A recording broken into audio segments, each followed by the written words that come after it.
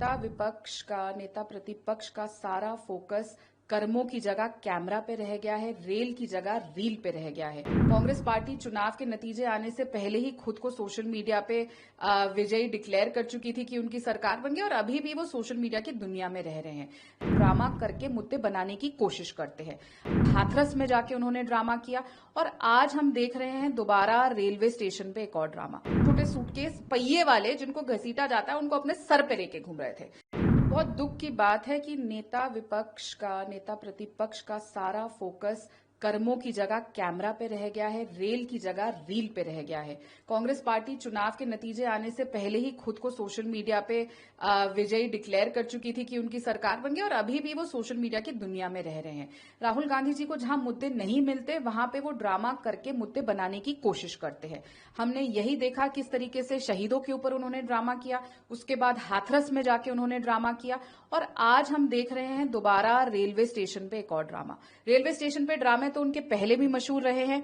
वो पहले भी कुलियों को मिलने गए थे और जब कुलियों से मिले थे तो वहां पे भी उन्होंने ड्रामा किया था, जब खाली छोटे छोटे सूटकेस पहिए वाले जिनको घसीटा जाता है उनको अपने सर पे लेके घूम रहे थे। तो राहुल गांधी जी आप भूल रहे हैं कि आप अब सिर्फ 50 सीट वाले कांग्रेस के नेता नहीं है, आप नेता प्रतिपक्ष है। नेता प्रतिपक्ष एक जिम्मेदार पद होता है और जिम्मेदारी से काम करना होता है। आप अपने आप को सिर्फ हैशटैग विपक्ष बन के रखना चाहते हैं, पर देश को ये नहीं चाहिए। देश को ना ड्रामा चाहिए, ना झूठ की राजनीति चाहिए। अब इस इशू को वो संसद में भी उठाएंगे, क्या कहेंगे?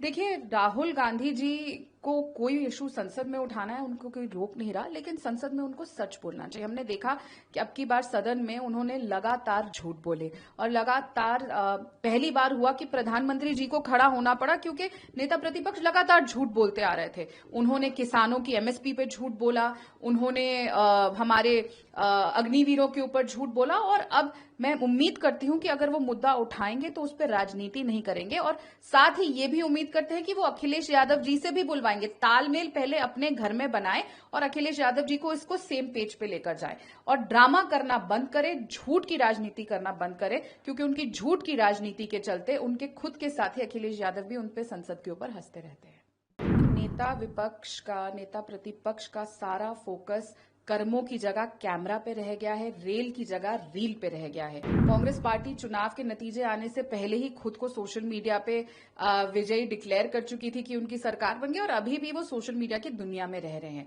ड्रामा करके मुद्दे बनाने की कोशिश करते हैं।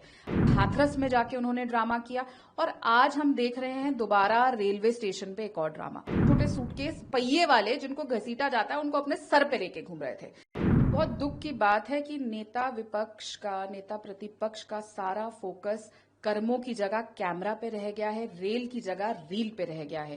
कांग्रेस पार्टी चुनाव के नतीजे आने से पहले ही खुद को सोशल मीडिया पे विजयी डिक्लेयर कर चुकी थी कि उनकी सरकार बन गई और अभी भी वो सोशल मीडिया की दुनिया में रह रहे हैं। राहुल गांधी जी को जहां मुद्दे नहीं मिलते वहां पे वो ड्रामा करके मुद्दे बनाने की कोशिश करते हैं।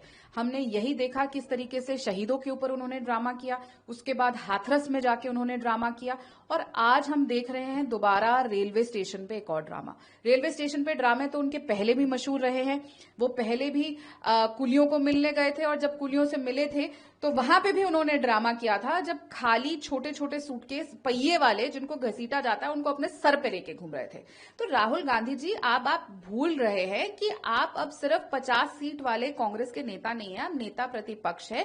नेता प्रतिपक्ष एक जिम्मेदार पद होता है और जिम्मेदारी से काम करना होता है। आप अपने आप को सिर्फ हैशटैग विपक्ष बन के रखना चाहते हैं, पर देश को ये नहीं चाहिए। देश को ना ड्रामा चाहिए, ना झूठ की राजनीति चाहिए। अब इस इशू को वो संसद में भी उठाएंगे, क्या कहेंगे?